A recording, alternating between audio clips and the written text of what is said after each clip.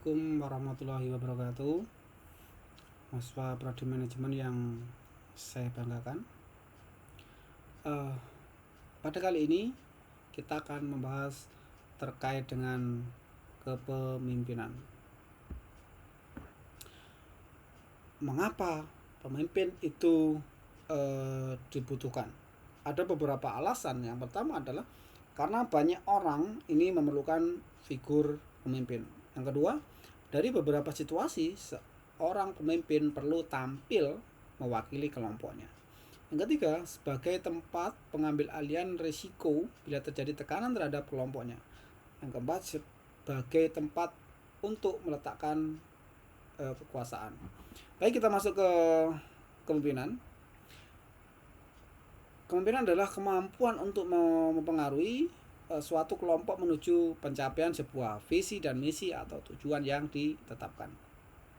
Manajemen, penggunaan otoritas yang melekat pada peringkat formal yang ditujukan untuk mendapatkan kepatuhan dari anggota organisasi. Teori sifat kepemimpinan, teori-teori yang mempertimbangkan kualitas dan karakteristik personil yang mendiferensiasikan para pemimpin dari yang bukan para pemimpin.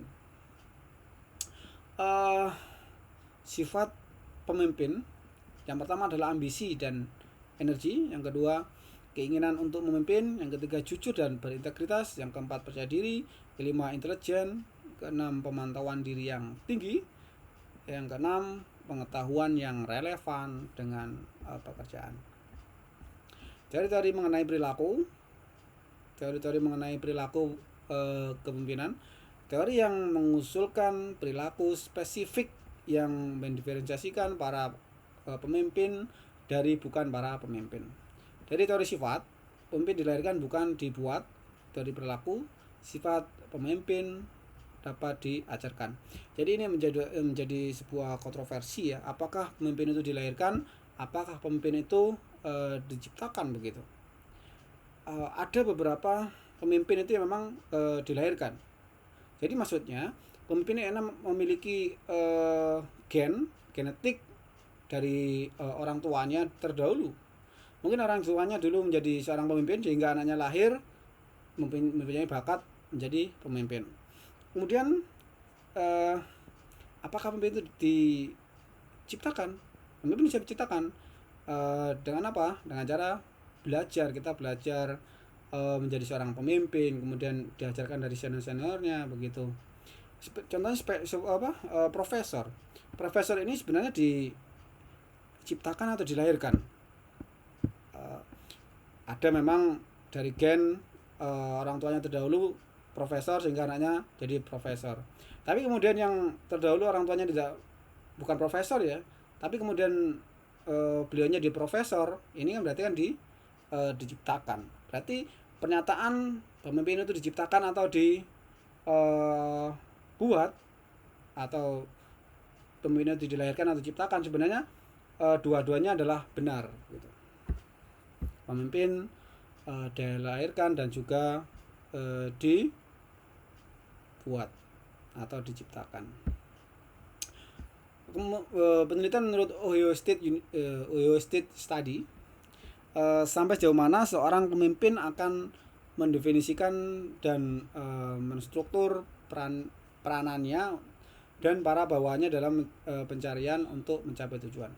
Keramahan, sampai sejauh mana seorang pemimpin akan memiliki hubungan pekerjaan yang dicirikan oleh rasa saling percaya, menghormati gagasan dari para bawahan dan menghargai perasaan mereka. Kemudian University of Michigan Study, pemimpin yang berorientasi pada pekerja. Seorang pemimpin yang menekankan hubungan interpersonal, menempatkan kepentingan pribadinya dalam kebutuhan dari para karyawan dan menerima perbedaan individual antara para anggota. Kepemimpinan yang berorientasi pada produksi, seorang pemimpin yang menekankan pada aspek teknis atau tugas dari pekerjaan. Teori kontingensi, model kontingensi Fiedler, teori yang menyatakan kelompok efektif tergantung pada kecocokan yang tepat di antara gaya kepemimpinan dalam berinteraksi dengan para bawahan dan seberapa besar situasi memberikan kendali dan pengaruh kepada pemimpin. Kuesioner rekan kerja yang paling tidak disukai. Least Preferred Coworkers LPC Questionnaire, sebuah instrumen yang dimaksud untuk mengukur apakah seorang berorientasi pada tugas atau hubungan. Fiedler model hubungan pemimpin anggota, derajat kepercayaan diri, kepercayaan dan penghormatan yang para bawahan miliki dalam diri pemimpin mereka. Struktur tugas, keadaan yang mana penugasan pekerjaan dibuat prosedur, baik dalam bentuk SOP, SOC, dan seterusnya. Kemudian kekuatan posisi, pengaruh yang diperoleh dari posisi struktural formal seseorang dalam organisasi, meliputi kekuatan untuk merekrut, disiplin, mempromosikan, dan memberikan kenaikan gaji. Teori kontingensi lainnya, teori kepemimpinan situasional. Teori kontingensi yang menitik beratkan pada kesiapan dari para pengikutnya. Teori jalur tujuan. Teori jalur tujuan, path goal theory, suatu teori yang menyatakan bahwa merupakan tugas dari pemimpin untuk membantu para pengikut dalam memperoleh tujuan-tujuan mereka dan untuk menyediakan pengarahan atau dukungan untuk memastikan bahwa tujuan-tujuan mereka sesuai dengan keseluruhan tujuan dari kelompok atau organisasi.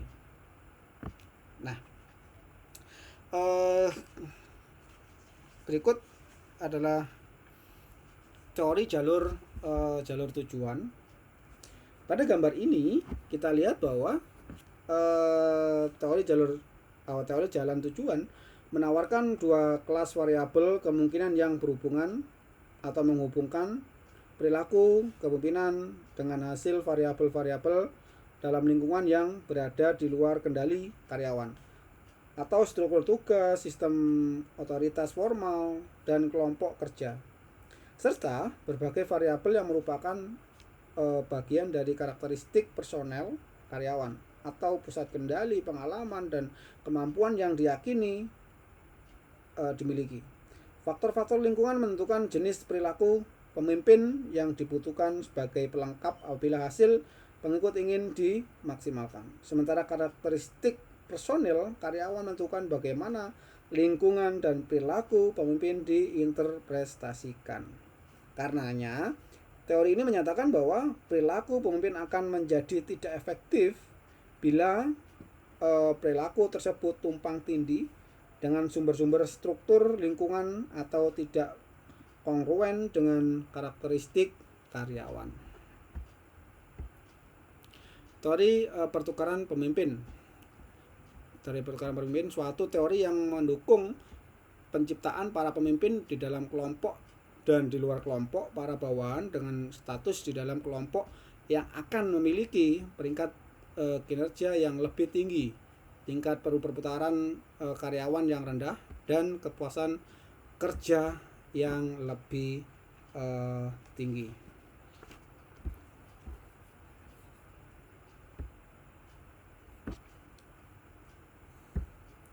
Kepemimpinan karismatik dan kepemimpinan transformasional. Teori kepemimpinan karismatik suatu teori kepemimpinan yang menyatakan bahwa para pengikut membuat atribut kepahlawanannya atau kemampuan dalam memimpin yang luar biasa ketika mengamati perilaku tertentu. Kepemimpinan karismatik mempengaruhi pengikutnya dengan menyampaikan visi.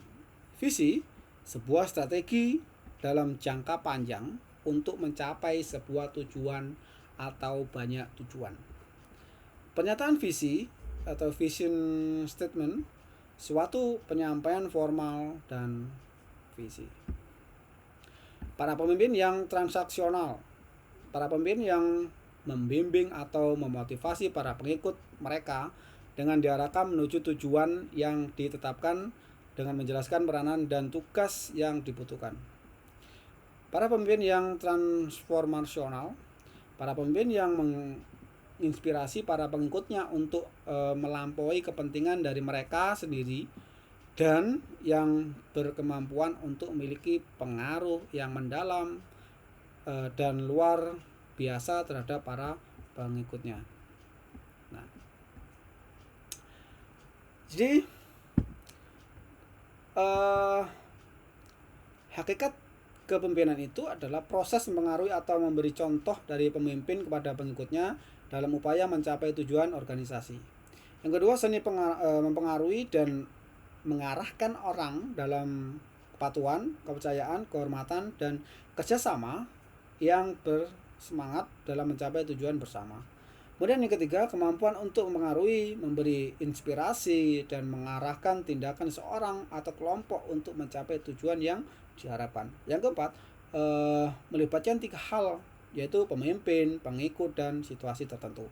Yang kelima, kemampuan untuk mempengaruhi suatu kelompok untuk mencapai tujuan.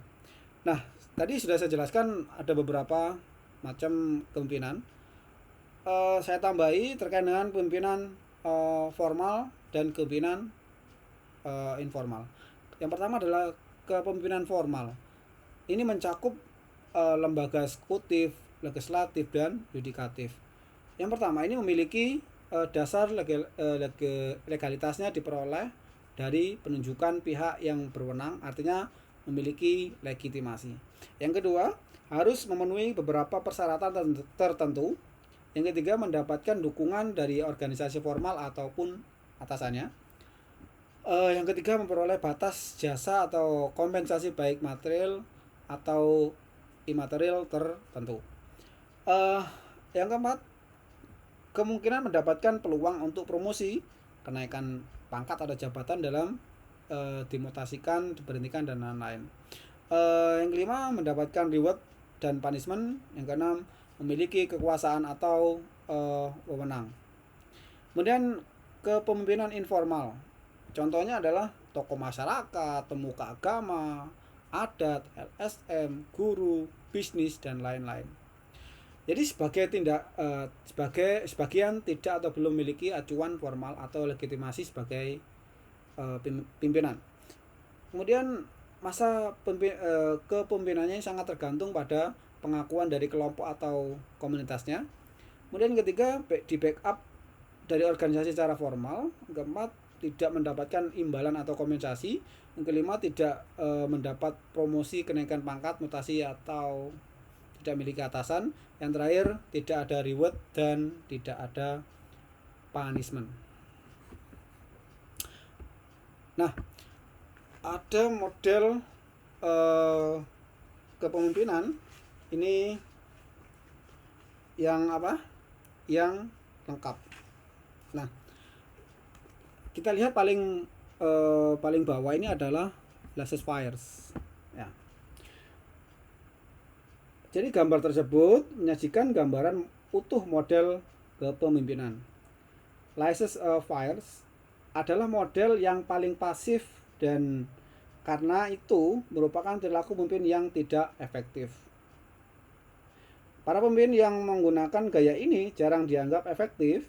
Jadi manajemen pengecualian aktif atau tidak aktif sedikit lebih baik daripada laissez-faire, tetapi masih dianggap tipe kepemimpinan yang tidak efektif. Pemimpin yang menerapkan manajemen dengan pengecualian ini cenderung hanya memberikan reaksi saat ada masalah yang seringkali sudah terlambat. Kepemimpinan yang diberikan penghargaan ini bersyarat bisa menjadi gaya kepemimpinan yang efektif. Namun kepemimpinan seperti ini tidak bisa mendorong karyawan untuk bekerja di luar cakupan tugasnya. Hanya dengan 4 gaya kepemimpinan yang lain, semuanya merupakan aspek kepemimpinan transformasional pemimpinan bisa memotivasi karyawan untuk bekerja di atas ekspektasi atau mengorbankan kepentingan pribadi mereka demi kepentingan organisasi. Nah, perhatian individual, stimulasi intelektual, motivasi inspirasional, dan pengaruh yang ideal. Jadi seluruhnya ini mendorong karyawan untuk bekerja lebih keras, meningkatkan produktivitas, memiliki moral kerja yang atau kepuasan kerja yang lebih tinggi, meningkatkan efektivitas organisasi, meminimalkan perputaran karyawan, menurunkan tingkat ketidakhadiran, dan memiliki kemampuan menyesuaikan diri secara organisasional yang lebih tinggi. Jadi berdasarkan model ini, pemimpin umumnya paling efektif bila mereka secara rutin menerapkan masing-masing dari keempat perilaku transformasional. Apa itu? Keramahan individu, stimulasi intelektual, motivasi inspirasional, pengaruh yang ideal. Pemimpin yang autentik, etika dan kepercayaan. Pemimpin yang autentik, pemimpin yang mengetahui siapakah mereka, mengetahui apa yang mereka yakini dan nilai, serta bertindak dengan nilai tersebut dengan meyakini secara terbuka dan terus terang. Para pengikut akan pertimbangan mereka menjadi orang-orang memiliki etika. Pemimpin karismatik, suatu konsep pemimpinan yang menyatakan bahwa para pemimpin ini menyampaikan nilai yang terpusat pada diri sendiri pada diri sendiri dan yang melakukan teladan yang beretika. Pemimpinan yang melayani, servant leadership, suatu gaya kepemimpinan yang ditandai dengan melampaui kepentingan pemimpin sendiri dan akan menitik beratkan pada kesempatan untuk membantu para pengikut agar bertumbuh dan berkembang. Kepercayaan kepemimpinan atau trust. Kepercayaan kepemimpinan ini ada integritas. Integritas ini merujuk pada kejujuran dan kebenaran. Jadi ada 5 dimensi yang disebut sebelumnya tadi. Dimensi ini adalah paling penting saat seseorang menilai apakah orang lain bisa dipercayai atau tidak. Kedua, kebajikan, kemudian kemampuan, ini mengenai kepercayaan. Kecenderungan untuk dipercayai ini mempengaruhi kepercayaan. Kepercayaan mengaruhi pengambilan risiko, pembagian informasi, efektivitas kelompok, dan produktivitas. Terdepan untuk masa mendatang, pendampingan, pembimbing atau mentor, seorang pekerja senior yang menyokong dan mendukung pekerja yang kurang berpengalaman yang disebut dengan anak didik. Biasanya kalau kita masuk di perusahaan itu di awal kita akan diajari oleh senior kita atau karyawan yang lebih dahulu supaya kita dapat bekerja sesuai dengan SOP dan bekerja dengan baik sesuai dengan ketentuan perusahaan. Tapi kadang karyawan senior ini ada yang enggan untuk mengajari yang baru atau yang karyawan yang baru tersebut. Tapi tidak semuanya seperti itu. Tantangan bagi membangun kepemimpinan. Yang pertama, penetrasi. Atribut yang menjadikan tidak mungkin bagi perilaku kepemimpinan untuk membuat beberapa perbedaan terhadap hasil dari pengikut. Kepercayaan yang didasarkan pada identifikasi.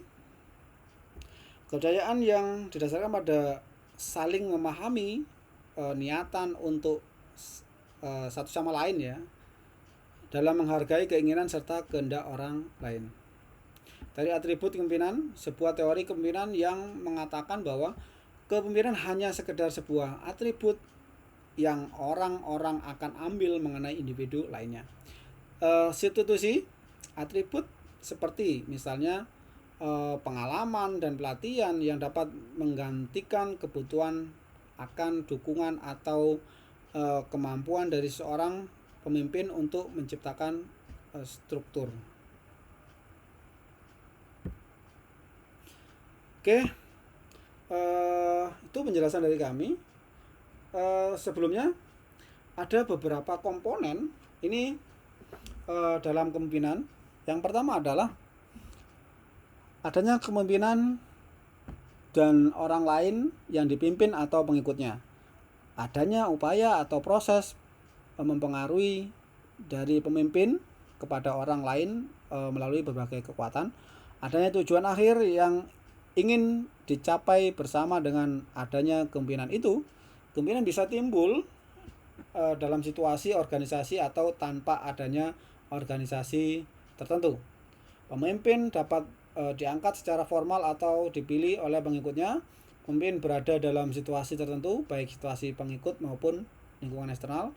Pemimpin Islam merupakan kegiatan menuntun, membimbing, memandu, dan menunjukkan jalan yang diridhoi oleh Allah Subhanahu wa Ta'ala. Oke, mungkin itu penjelasan dari saya pada pertemuan minggu ini. Semangat semuanya untuk kuliah. Saya kira billahi fi sabilil haq fastaghfiruh. Wassalamualaikum warahmatullahi wabarakatuh.